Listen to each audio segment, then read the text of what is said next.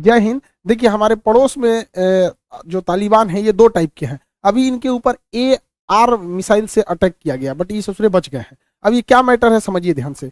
हमारे पड़ोस में तो जानते ही हैं, अफगानिस्तान, पाकिस्तान, चाइना, इन सब से सरदर्द मिलते ही रहता है। यहाँ पर अफगानिस्तान में तालिबान पहले से सक्रिय है, ये सबको पता है। लेकिन इसी का एक जुड़वा भाई है जिसका नाम है तहरीक तालिबान, और ये पाकिस्तान में सक्रिय है, इसलिए इसे TTP कहते हैं, तहरीक तालिबान पाकिस्तान।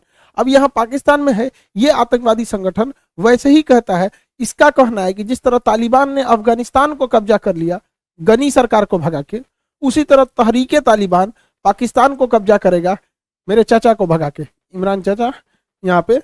अब ये तहरीक तालिबान बहुत खतरनाक है, और ये इसलिए खतरनाक है कि ये लोग इंसानियत को भी हद पार कर देते हैं। लेकिन भैया सांप को दूध पिलाओगे तो तुमको भी काटेगा।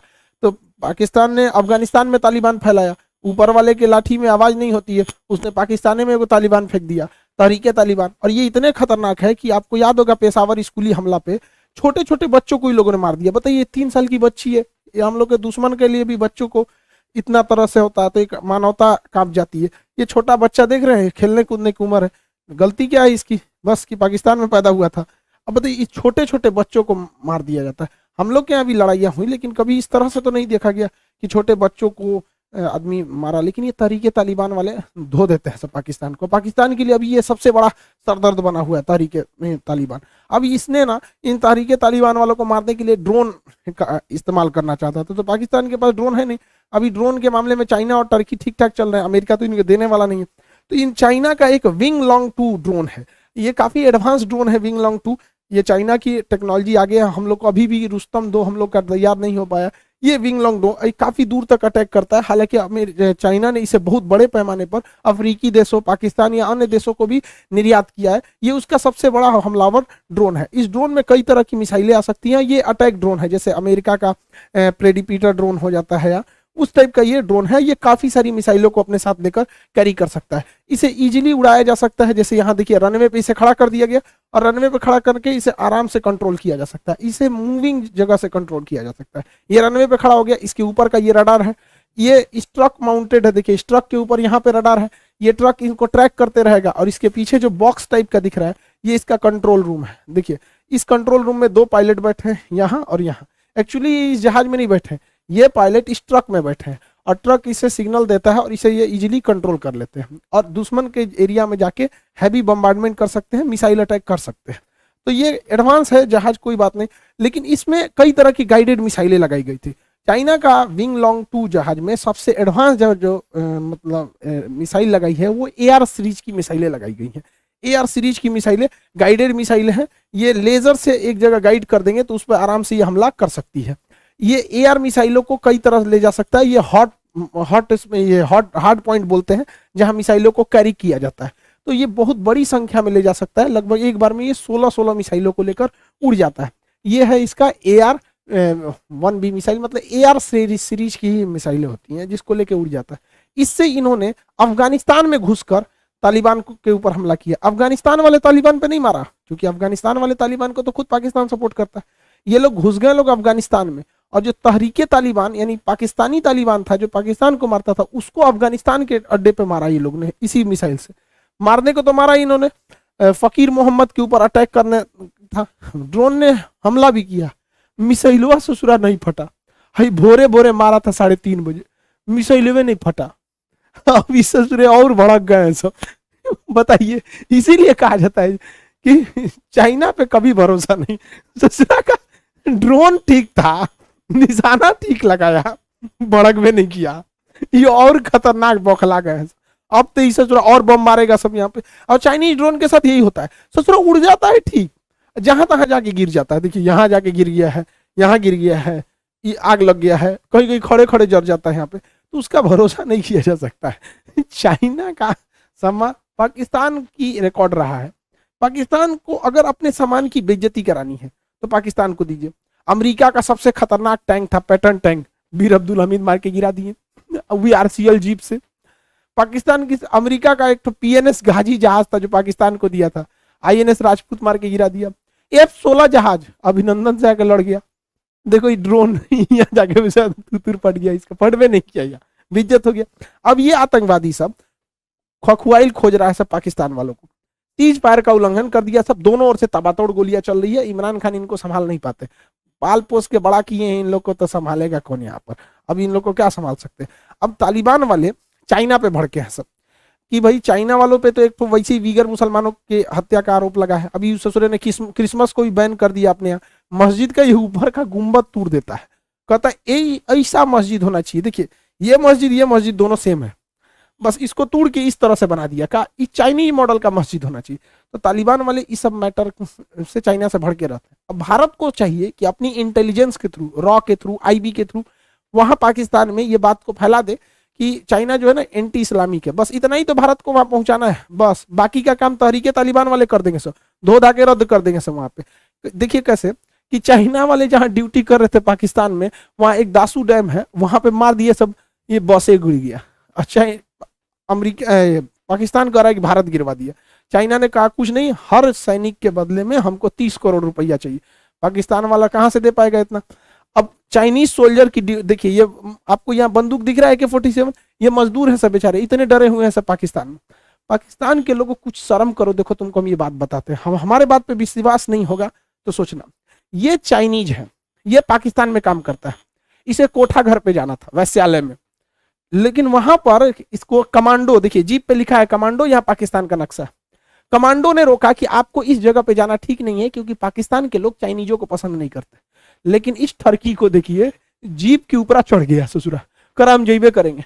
अरे पाकिस्तान वाले कुछ तो शर्म करो, सोचा तुम्हारे यहाँ की बहन बेटियों की इज्जत इस तरह से नीलाम हो रही हो, तो शर्म है कुछ नहीं। तो तहरीके तालिबान वाले देखो, हम तो चाहते हैं भाई तहरीके तालिबान वाले तक ये बात पहुंच जाए, क्योंकि वो अगर जान जाएंगे सब नहीं, चाइनीजों को छोड़ेंगे सब नहीं। अब भैया हमारे दुश्मन का दुश्मन हमारा दोस्त, बस काम खत्म, हम लोग को कौन मार करना है भाई।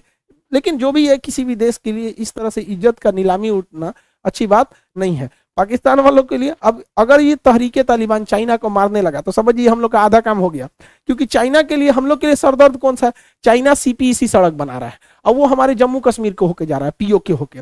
अब ये सब क्या कर रहे हैं सब, वो सड़क ऑलरेडी लेट है, और कम्युनिस्ट पार्टी ऑफ चाइना जो है उस सड़क को पाकिस्तान पे दबाव बना रही है। अब पाकिस्तान दबाव बनाएगी, पाकिस्तान कर रहा है भैया हम ज्यादा काम कराएंगे तो सिक्योरिटी कहां से दे पाएंगे, चाइना के मजदूर ऑलरेडी डरे हैं सब, यहाँ ग्वादर बंदरगाह बन रहा है। अब अगर ये सब चाह दे सब, तो इसको ध्वस्त कर देगा सब, तोड़ ताड़ के रद्द कर देगा।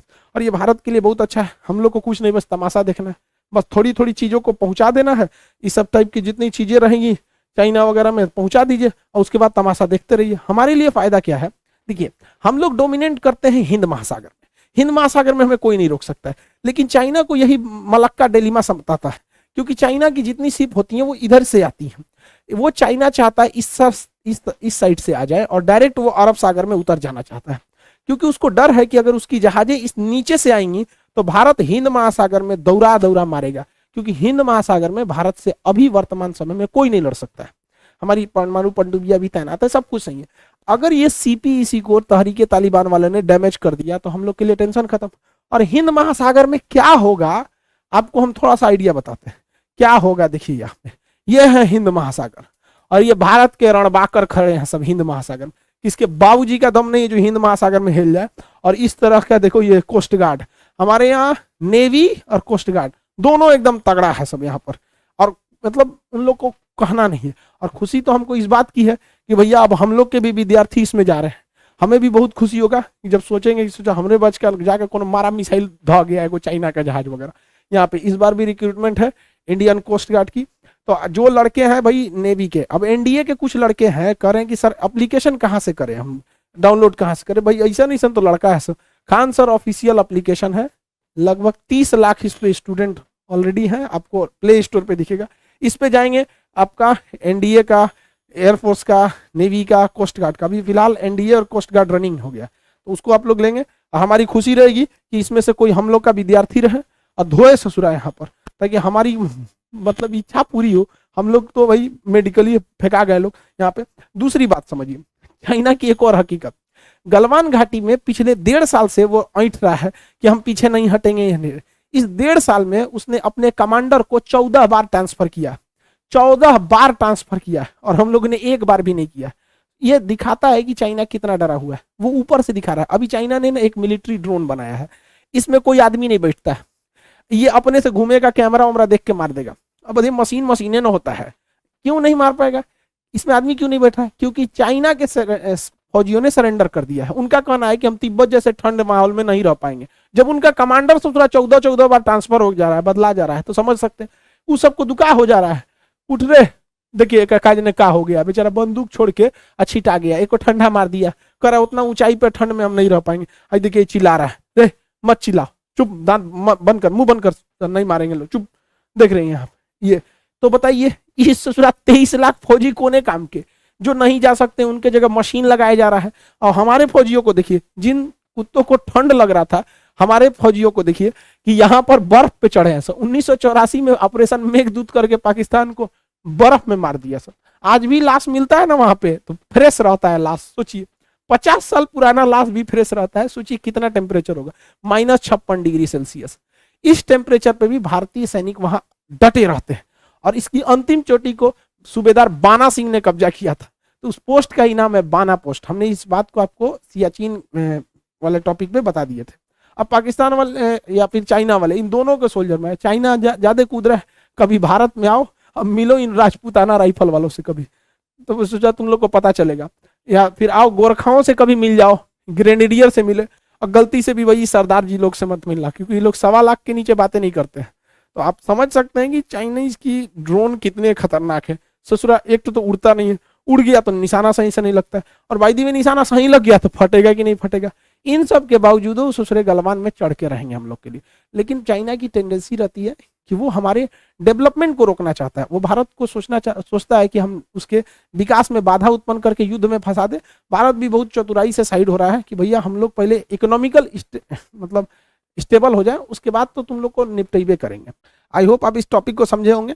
और जो कोस्ट गार्ड नेवी के स्टूडेंट हैं वो इनरोल हो जाएं जल्दी से, क्योंकि आपका मार्च में ही एग्जाम होने वाला है। अप्रैल में तो एनडीए का फिक्स है, और इधर मार्च में इन लोग का भी एग्जाम हो जाएगा। चलिए मिलेंगे नेक्स्ट क्लास में। जय हिंद।